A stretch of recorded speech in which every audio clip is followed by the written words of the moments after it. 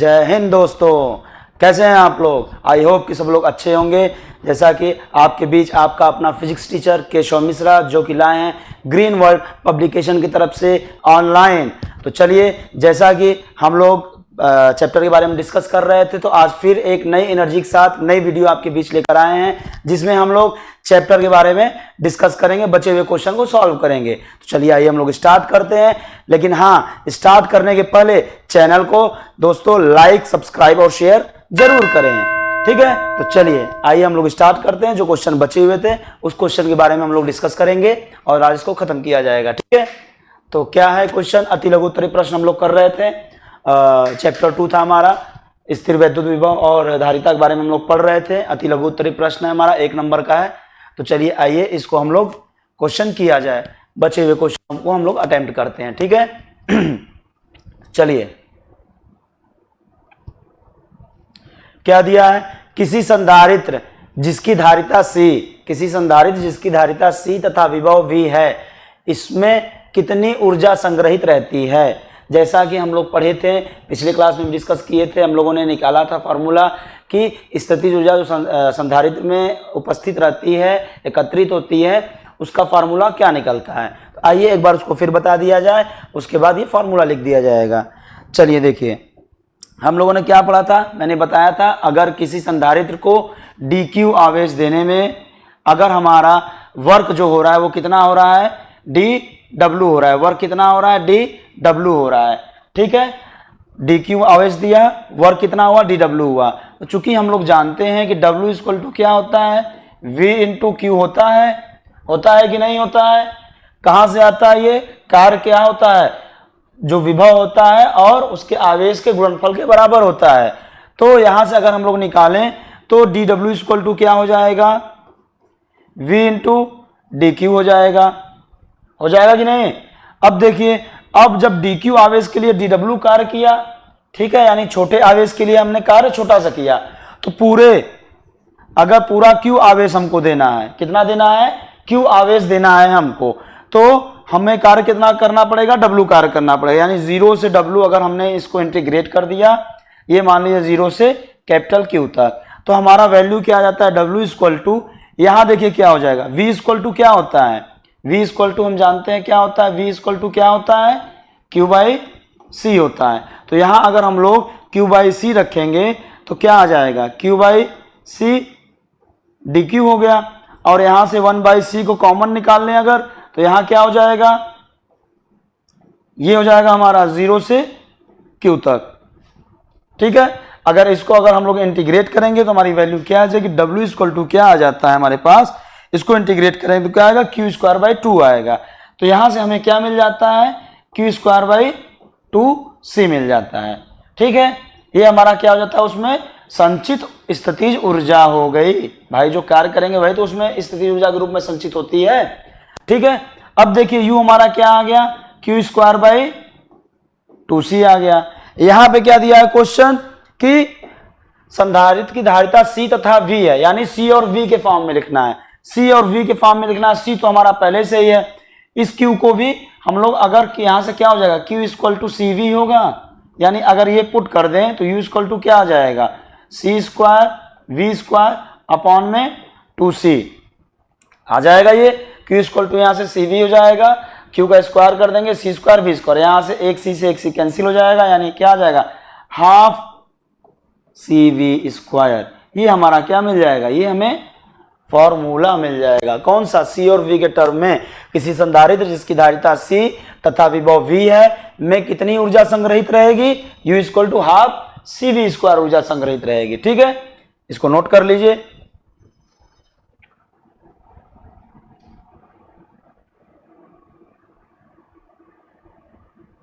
ठीक है, चलिए इसको देख लीजिए, फिर आते हैं नेक्स्ट क्वेश्चन पे हम लोग, प्रश्न नंबर 17 पर।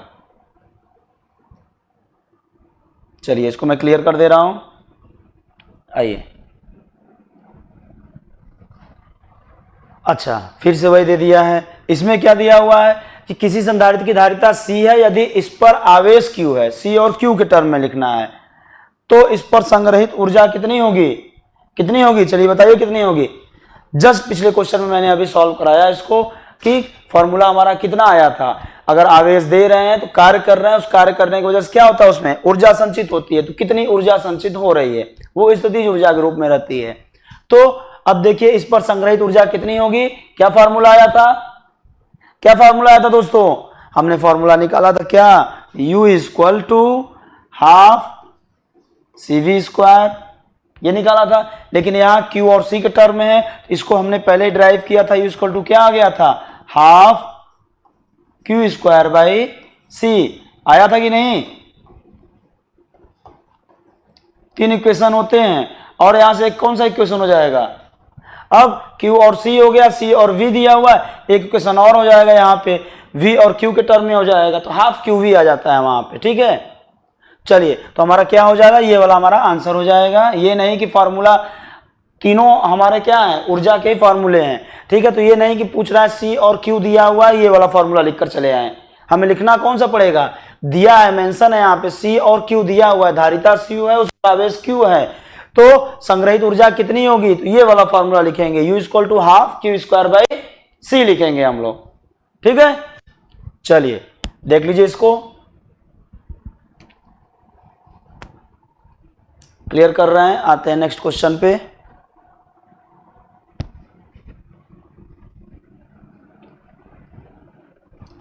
क्वेश्चन नंबर 18, बहुत बढ़िया क्वेश्चन है ये। देखिए ये टॉपिक आपको माइंड में रखना पड़ेगा कि ये होता क्या है, ऊर्जा घनत्व।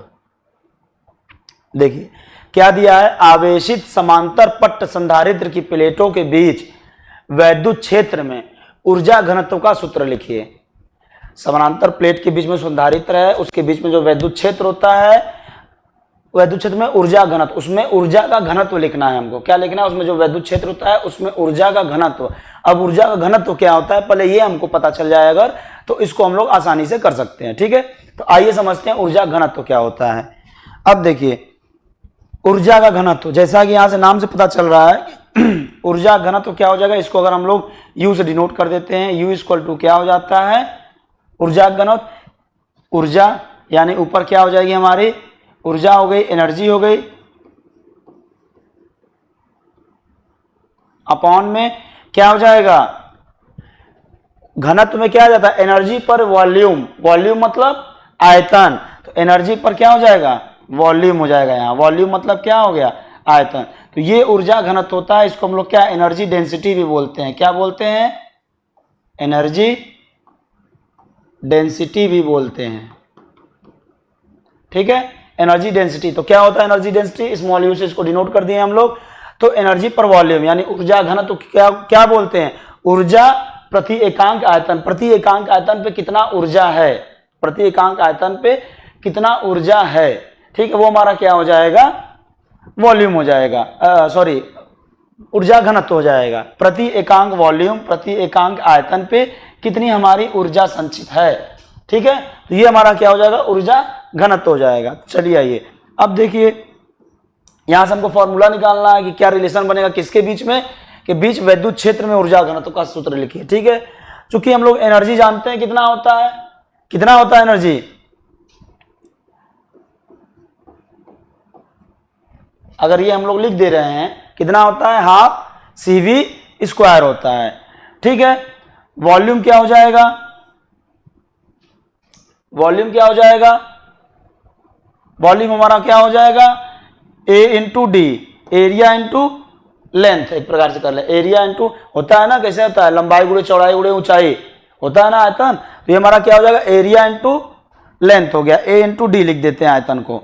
तो यहां से अब देखिए क्या मिल जाएगा हमको, अब देखिए प्लेट के बीच संधारित्र का मान क्या होता है, C equal to epsilon naught A by D होता है।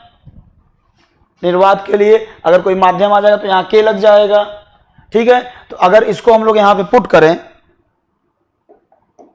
तो यहाँ पे हमको क्या मिल जाएगा, हाफ C की वैल्यू क्या है, epsilon naught A by D कर दें, यहाँ V स्क्वायर कर दें, अपॉन में A इंटू डी कर दें, क्लियर है।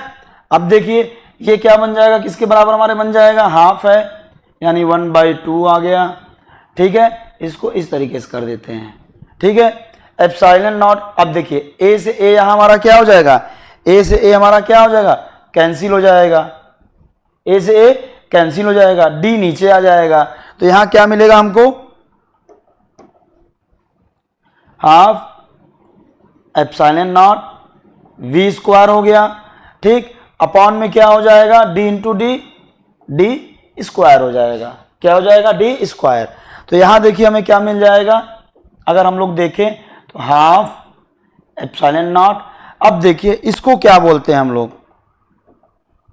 इस वाले पोर्शन को, इसको क्या हम लोग, इसको विभव प्रवणता बोलते हैं, या वैद्युत क्षेत्र में क्या रिलेशन है, E equal to V by D होता है, E इक्वल टू माइनस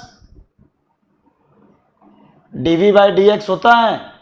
तो यहां से अगर हम लोग देखें तो v और d, V square by D square है, तो क्या इसको हम लोग ई स्क्वायर लिख सकते हैं, क्या लिख सकते हैं, बिल्कुल लिख सकते हैं इसको हम लोग, ठीक है। तो यहां क्या हो जाएगा 1/2 एप्सिलॉन नॉट, और इसको हम लोग क्या लिख देंगे,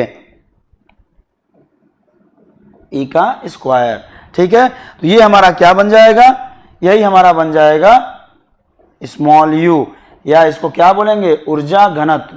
तो इसको ध्यान से देख लीजिएगा, फॉर्मूला है, ये क्वेश्चन थोड़ा अलग था, ठीक है, कि ऊर्जा घनत्व, ये नई चीज आ गई थी, ऊर्जा घनत्व, एनर्जी डेंसिटी, इसको क्या बोलते हैं, ऊर्जा प्रति एकांक वॉल्यूम, प्रति एकांक आयतन पे कितनी ऊर्जा हमारी संचित हो रही है, ठीक है, इसी को ऊर्जा घनत्व बोलते हैं हम लोग, क्लियर है। तो यू इक्वल टू एनर्जी पर वॉल्यूम, या ऊर्जा पर आयतन हो गया, ये फॉर्मूला ऊर्जा का हमें पता होता है, वॉल्यूम या आयतन को क्या कर देंगे, क्षेत्रफल इंटू लंबाई कर देंगे, ये हमारा फॉर्मूला निकल जाएगा यहां से, और इस तरीके से करके लास्ट वाला ये यहां पे क्या कर देंगे, ई स्क्वायर कर देंगे, तो हमारा फॉर्मूला क्या मिल जाएगा sorry 1/2 epsilon naught E square मिल जाएगा, क्लियर है। चलिए इसको ध्यान से देख लीजिए, काफी अच्छा क्वेश्चन था ये, अति लघु उत्तरी प्रश्न में 1 नंबर में आया था, लघु उत्तरी 2 नंबर में भी आ सकता है, तो इसको आपको थोड़ा थ्योरी भी लिखना पड़ेगा इसमें।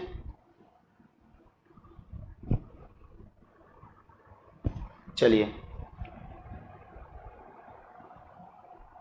नेक्स्ट क्वेश्चन स्टार्ट करें हम लोग, ठीक है। 18 नंबर हो गया, 19वें नंबर को अब हम लोग अटेंड करेंगे, इसको नोट कर लीजिए आप लोग, देख लीजिएगा, कोई भी अगर इसमें प्रॉब्लम आती है, कोई भी क्वेरी होती है, कमेंट बॉक्स में जरूर आप लोग मेंशन करिएगा, ठीक है। आइए नेक्स्ट क्वेश्चन पे चलते हैं, इसको क्लियर करते हैं हम लोग। 19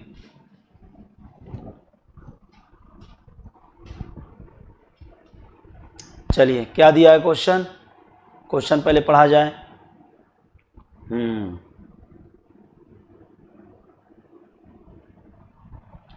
एक फैरेड विद्युत धारिता वाले गोली चालक की त्रिज्या ज्ञात कीजिए। एक फैरेड विद्युत धारिता वाले गोली चालक की त्रिज्या ज्ञात करनी है हमको। चलिए क्या दिया है, एक फैरेड दिया है, यानी इसकी धारिता की वैल्यू कितनी दिया है, 1 फैरेड दिया है। एक फैरेड विद्युत धारिता वाले गोली चालक की त्रिज्या ज्ञात कीजिए। गोली चालक की त्रिज्या के लिए गोली चालक के लिए जो विद्युत धारिता का फार्मूला होता था, क्या होता था, क्या होता था बताइए, कमेंट में आप जरूर इसको लिखिएगा, फार्मूला क्या होता है, हम आपको बता देते हैं क्या होता है, ठीक है। क्या होता था, C equal to 4 pi epsilon naught into R होता था। क्या होता था, C equal to 4 pi epsilon naught into R होता था। आता कहां से था, ये भी मैंने डिस्कस किया था, एक बार फिर आपको बता देता हूं आया कहां से ये क्वेश्चन, ये फॉर्मूला आया कहां से, हम लोग समझ जानते हैं। C इक्वल टू क्या होता है, Q बाई V होता है। तो C इक्वल टू अगर किसी गोली चालक है तो उस पे विभव, उसके पृष्ठ पे विभव कितना होता है, क्या होता है, Q upon 4 pi epsilon naught into R होता है। आर क्या होता है, गोली की त्रिज्या होती है, यहां से Q कैंसिल हो जाएगा, हमारा क्या आ जाएगा, C equal to 4 pi epsilon naught into R आ जाता है, ठीक है। यहां से ये फॉर्मूला हमें मिलता है। अब देखिए क्या दिया है कि 1 फैरेड, यानी C की वैल्यू हमें कितना दिया है, 1, C की वैल्यू दे दिया है 1 फैरेड दे दिया है, ठीक है। अब C की वैल्यू अगर 1 फैरेड हमको दे दिया है तो हम लोग यहां क्या कर देंगे, 1 लिख देंगे। 1 equal to 4 pi epsilon naught into R. त्रिज्या ज्ञात करना है हम लोगों को, क्या करना है, त्रिज्या ज्ञात करना है, आर की वैल्यू निकालनी है। अगर हम लोग यहां पर देखें, अगर इस टर्म को इधर लाएं तो क्या हो जाएगा, 1 upon 4 pi epsilon naught into R equal to 4 pi epsilon naught केवल होगा, क्या होगा, 1 upon 4 pi epsilon naught equal to R आ जाएगा। यही हमारी क्या होगी, त्रिज्या होगी। अब इसकी वैल्यू कितनी होती है, इसकी वैल्यू कितनी होती है दोस्तों, कितनी होती है, कितनी होती है, ये क्या है, कांस्टेंट होता है। इसकी वैल्यू कितनी आती है, 9 गुणे 10 के घाते 9 होता है। कितना होता है, 9 गुणे 10 के घात 9 होता है। तो इसकी अगर डायरेक्ट हम लोग वैल्यू रख दे तो हमें क्या मिल जाएगा, r इक्वल टू 9 इंटू 10⁹9। ये क्या आ जाएगा, इतना क्या होगा, मीटर।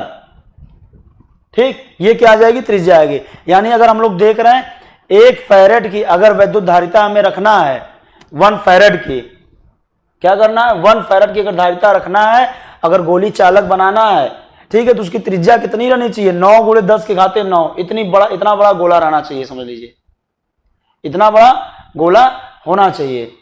ठीक है, तो देख लीजिए, इसीलिए देखिए हम लोग पढ़ते हैं हमेशा क्या होता है, धारिता जो होती है फैरेड से कम में होती है, हमेशा माइक्रो फैरेड में वैल्यू दिया होता है। ठीक है, तो चलिए इसको देख लीजिए, नोट कर लीजिए इसको, C equal to 4 pi epsilon naught R, और यहाँ पे क्या हो जाएगा, आर की वैल्यू 9 इंटू 10⁹9 मीटर आ जाएगा। चलिए नोट कर लीजिए इसको। कोई चीज़ ना समझ में आया हो तो ज़रूर कमेंट करें।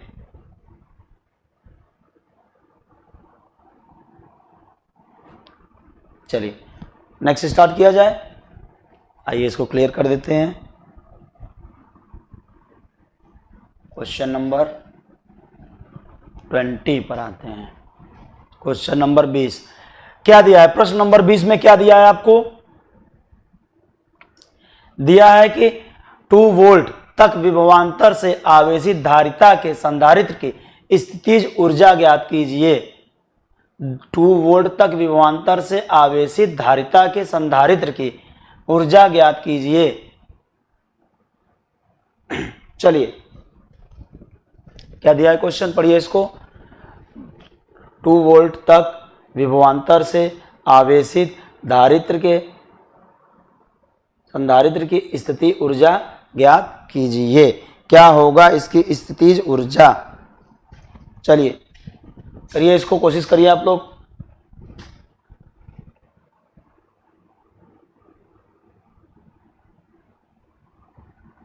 क्या होगा यहां पे, क्या दिया है, स्थितिज ऊर्जा का फार्मूला क्या होता है, क्या होता है, 2 वोल्ट तक 2 वोल्ट तक विभवांतर से आवेशित धारित्र के संधारित्र धारिता के संधारित्र की स्थितिज ऊर्जा क्या होगी, क्या होगी,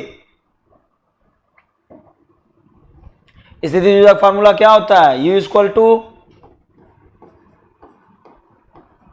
½ CV² होता है कि नहीं, होता है कि नहीं होता है। अब देखिए और एक चीज, 2 वोल्ट तक विभवांतर, C इक्वल टू अगर हम लोग देखें तो क्या होता है, स्थितिज ऊर्जा ज्ञात करनी है। यहाँ पे हमारे पास स्थितिज ऊर्जा का ये फॉर्मूला होता है, और 2 आवेश के बीच अगर स्थितिज ऊर्जा प्राप्त करें तो उसका फॉर्मूला क्या आता है, U equal to KQ1 Q2/R होता है। यहाँ क्या दिया है, 2 वोल्ट तक विभवांतर से आवेशित धारित्र के, मतलब क्या हो गया, 2 वोल्ट तक विभवांतर हमने विभव उस पर आवेशित किया है उसको, तो उससे क्या हो गया, उनके बीच 2 वोल्ट का विभवांतर उत्पन्न हुआ है। तो आवेशित धारिता के संधारित्र की स्थितिज ऊर्जा ज्ञात कीजिए। तो क्या हो जाएगा, U इक्वल टू, अब यहां पर देखिए C की वैल्यू नहीं दिया हुआ है, क्या दिया है, आवेशित धारिता तर से आवेशित धारिता के संधारित्र की स्थितिज ऊर्जा ज्ञात कीजिए। ठीक है, अब देखिए अगर नहीं दिया है, कोई वैल्यू यहाँ पे हो सकता है मेंशन नहीं किया है, वैल्यू दिया होगा, अगर नहीं दिया होगा तो हम केवल क्या लिख देंगे, यहाँ C लिख देंगे। V की वैल्यू क्या दिया है, 2 वोल्ट दिया, 2 दूनी क्या हो जाएगा, 2 का स्क्वायर हो जाएगा यहाँ पे, तो क्या आ जाएगा, ½ इंटू 4 इंटू C, यानी क्या आ जाएगा, 2C। U किसके बराबर हो जाएगा, 2C के बराबर हो जाएगा। ठीक है, इस तरीके अगर वैल्यू दिया रहता तो हम लोग वैल्यू, उसका जो मान दिया रहता उसके मान को हम लोग रख के तब हम लोग सॉल्व करते हैं। यहाँ नहीं दिया है, सीधे लिखा है 2 वोल्ट तक विभवांतर से आवेशित धारित्र के संधारिता की स्थितिज ऊर्जा ज्ञात कीजिए। ठीक है, तो इस तरीके से ये हमारा क्या हो जाएगा, हमारा आंसर हो जाएगा। वैसे C की वैल्यू मेंशन होगा, हो सकता है मिसप्रिंट हो गया हो। ठीक है, चलिए नोट कर लीजिए, इसको देख लीजिए। नेक्स्ट क्वेश्चन पे उसके बाद चलते हैं हम लोग।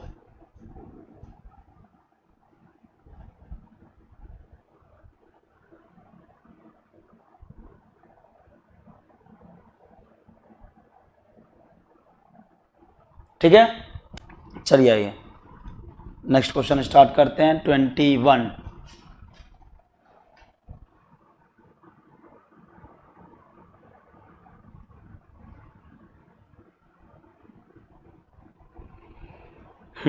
क्या दिया है क्वेश्चन? यहां दिया है कि किसी आवेशी संधारित्र की धारिता क्या है, C इक्वल टू फैरेड, नहीं यहाँ क्या होगा, C फैरेड होगा। क्या होगा, C, ये हमारा नहीं होगा, यहाँ क्या होगा, C फैरेड होगा। क्या होता है, C दिया हुआ है और फैरेड उसकी यूनिट दी हुई है, ठीक है, C फैरेड, तथा संचित ऊर्जा कितना है, U जूल है। क्या है, U जूल दिया है। संधारित्र के प्लेटों पर आवेश का व्यंजक लिखिए। संधारित्र के प्लेट पे आवेश कितने आएंगे, यानी हमें ऊर्जा की जो फार्मूला लिखना होगा, ऊर्जा का किसके टर्म में लिखना होगा, C और प्लेटों पर आवेश का व्यंजक निकालना, C और Q के फॉर्म में लिखना पड़ेगा। तो C और Q के फॉर्म में हमारा कौन सा फार्मूला आता है, स्थितिज ऊर्जा का C और Q के फॉर्म में कौन सा फार्मूला आता है दोस्तों, जल्दी जल्दी बताइए कौन सा होता है। चलिए तीनों फार्मूला लिख लें। क्या हो जाएगा, हाफ CV², ये वाला लगेगा, नहीं बिल्कुल नहीं। क्यों नहीं लगेगा, हमें आवेश निकालना है, आवेश का व्यंजक निकालना है, कौन सा लगेगा, C equal to Q by V अगर हम लोग रख दें तो यहां से क्या हो जाएगा, Q इंटू V हो जाएगा। ये वाला मिलेगा नहीं, क्योंकि यहां पे धारिता दिया है, विभव का बात ही नहीं किया है, विभवांतर का, तो ये भी नहीं लगेगा। तीसरा फार्मूला हमारा कौन सा होगा, ये होता है, ये वाला लगेगा, जी हाँ बिल्कुल यही वाला लगेगा। क्यों, क्योंकि दिया हुआ है किसी आवेश संधारित्र की धारिता क्या है, C है, तथा संचित ऊर्जा U है। संधारित्र के प्लेटों पर आवेश का व्यंजक निकालना है, आवेश का हमको व्यंजक निकालना है, क्या फॉर्मूला बनेगा, ठीक है। तो आवेश का व्यंजक निकालने के लिए चलिए हम लोग क्या करते हैं, यहां पे इसको देखते हैं इस तरीके से। क्या दिया है, U equal to half Q² by C दिया है, ठीक है। अब देखिए क्या करते हैं, इधर इसको अगर लेते हैं तो क्या हो जाएगा, U into 2 into C equal to Q² हो जाएगा। क्या हो जाएगा, Q² हो जाएगा, ठीक है। तो Q² इक्वल टू, इसको हम लोग 2U इंटू C लिख सकते हैं, ठीक है। यहां पे U हमारा क्या है, U हमारा क्या है, ऊर्जा है, ठीक। C हमारा क्या है, संधारित्र की धारिता है, यहां दिया हुआ है। Q हमारा क्या है, आवेश है, ठीक है। Q हमारा क्या है, आवेश है। तो यहां से अगर फॉर्मूला हम लोग निकालेंगे तो हमें कौन सा फॉर्मूला मिलेगा, Q इक्वल टू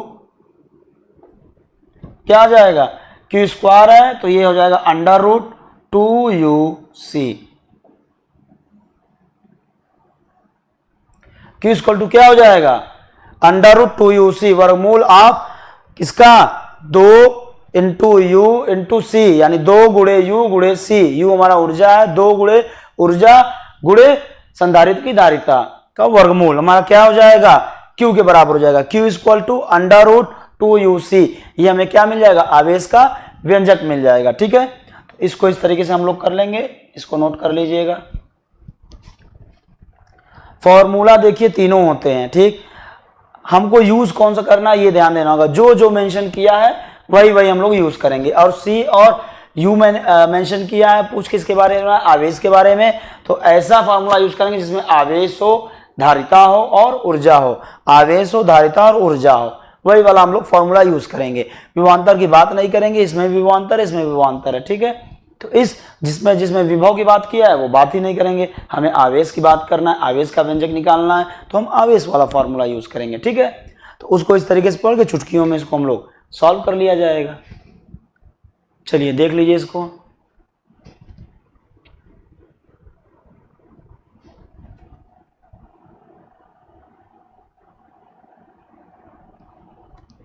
ठीक है, नोट कर लिए होंगे। चलिए आइए नेक्स्ट क्वेश्चन पे चलते हैं।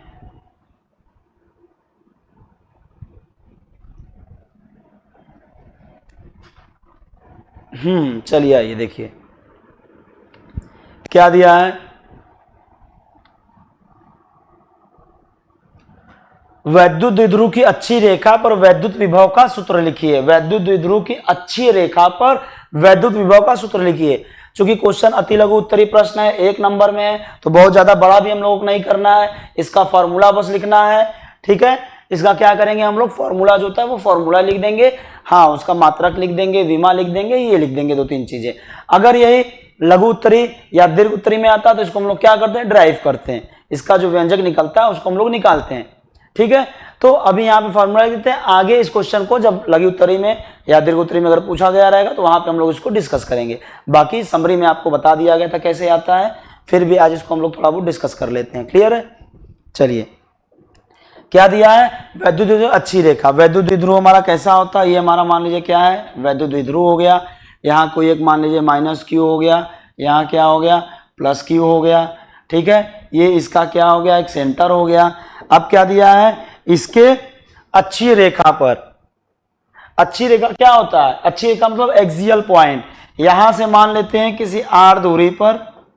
ठीक, ये कोई पॉइंट है, यहाँ पे क्या है, P कोई पॉइंट है, एक्सियल यानी इसके अच्छी रेखा पे, जिस अक्ष पे है उसी अच्छी रेखा पर, और इसके जस्ट अगर ऊपर चले जाए, सेंटर के इसके ठीक ऊपर चले जाए, तो ये कौन सा बिंदु होता है, निरक्षीय रेखा होता है, या इसको क्या बोलते हैं हम लोग, क्या बोलते हैं, इक्वेटेरियल पॉइंट बोलते हैं। क्या बोलते हैं, इक्वेटेरियल पॉइंट बोलते हैं इसको, और इसको एक्सियल पॉइंट बोलते हैं। तो हिंदी के साथ इंग्लिश भी आप जानते रहिए, ज्यादा अच्छी बात है, नॉलेज बढ़ेगा आपका। तो यहाँ क्या हो जाएगा, ये निरक्षीय रेखा हो गया, ये हमारा अच्छी रेखा हो गया। तो अच्छी रेखा पर किसी बिंदु पर, तो हम मान लेते हैं कि हमारा द्विध्रुव है, यहाँ से r डिस्टेंस पे, इसके सेंटर से, ये हमेशा ध्यान रखिएगा कि वैद्युत द्विध्रुव के सेंटर से, उसके केंद्र से r दूरी पर रखे किसी पॉइंट P पर, उसका फार्मूला क्या आता है, क्या आता है, V इक्वल टू क्या आता है, 1/4 pi epsilon naught P upon r square minus l square. क्या आता है, r square minus l square, ये आपका फार्मूला आता है। यहाँ P क्या होता है, वैद्युत द्विध्रुव आघूर्ण होता है, जिसकी वैल्यू क्या होती है, P इक्वल टू क्या आता है, P इक्वल टू क्या होता है, इन दोनों के बीच की दूरी, अगर लेंथ कितना हम लोग मानते हैं, ये L है, ये L है, तो ये क्या हो जाएगा, Q इंटू 2L। ये हमारा क्या होता है, वैद्युत द्विध्रुव आघूर्ण होता है, जिसको डायपोल मोमेंट बोलते हैं, इसको P से डिनोट करते हैं। तो यहाँ क्या होगा, अगर P की वैल्यू रखना चाहे तो Q इंटू क्या होगा, इन दोनों के बीच की दूरी, L into L plus L, 2L दिया है तो क्या हो जाएगा, Q इंटू 2L हो जाएगा। ठीक है, तो ये आपका क्या हो जाता है, विभव का फार्मूला अच्छी रेखा पे आ जाता है। अब यहाँ पे एक केस बनता है, कौन सा केस बनता है, केस ये बनता है अगर r ग्रेटर देन L है, यानी जो बीच की दूरी है, इसकी जो लंबाई की तुलना है सेंटर से इस वाले तक की, धन आवेश तक के बीच की जो दूरी है, अगर इसकी तुलना में r क्या है, बहुत ज्यादा है, यानी काफी दूर रखा हुआ है, तो L हमारा टेंस टू 0 हो जाता है। L को लगभग हम लोग 0 मान लेते हैं, इसको हम लोग क्या मान लेते हैं, लगभग 0 मान लेते हैं। तो हमारे पास जो फॉर्मूला आ जाता है इस केस के लिए, किस केस के लिए, ये केस के लिए क्वेश्चन में कभी कभी देता है, ये केस रहेगा r greater than L, r L की तुलना में बहुत बड़ा है, तो हमें फार्मूला क्या मिल जाएगा, हमें फार्मूला मिल जाएगा, यहाँ से L को हटा दिया जाएगा, फार्मूला हमें ये मिल जाएगा, V equal to 1/4 pi epsilon naught P by क्या हो जाएगा, r स्क्वायर, इसको कर देंगे तो हमारा क्या हो जाएगा, r स्क्वायर आ जाएगा। ठीक है, अब यहाँ से इसका हमें क्या मात्रक, इसका क्या हो जाएगा, विभव है तो क्या हो जाएगा, वोल्ट हो जाएगा। ठीक है, मात्रक लिख देंगे इसको। ठीक, ये चीजें हमारी हो जाएंगी। अगर मान लीजिए इसका हमें होमवर्क में आपको दे रहे हैं, इसका क्या विमीय सूत्र लिखना है। ठीक है,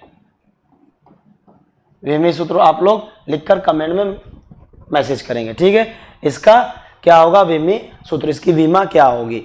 ठीक है, आप लोग निकालिएगा, इसको निकाल के कमेंट बॉक्स में जरूर मैसेज करिएगा। बाकी चीजें क्लियर है यहाँ पे, तो क्या हो जाएगा, अच्छी रेखा पे हमें कौन सा फार्मूला मिलेगा, अच्छी रेखा पे हमारा जो फार्मूला होगा, मेन फार्मूला ये होता है। ठीक, ये मेन फॉर्मूला हो गया। अगर केस दिया है कि R ग्रेटर देन L है, R बहुत बड़ा है L से, तब हम लोग कौन सा फॉर्मूला ले लेंगे, तब हम लोग ये वाला फॉर्मूला यूज कर लेंगे। ठीक है। और एक चीज, निरक्षीय रेखा पे क्या होता है विभव का मान, क्या होता है विभव का मान।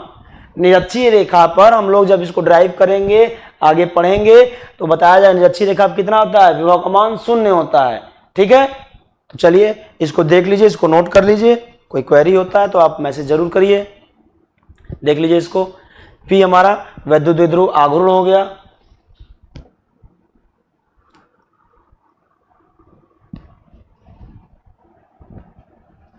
ठीक है, चलिए ठीक है दोस्तों, आज के लिए इतना काफी है। इतने क्वेश्चन पे हम लोग रोकते हैं, बाकी जो हमारे क्वेश्चन होंगे उसको हम लोग नेक्स्ट क्लास में डिस्कस करेंगे।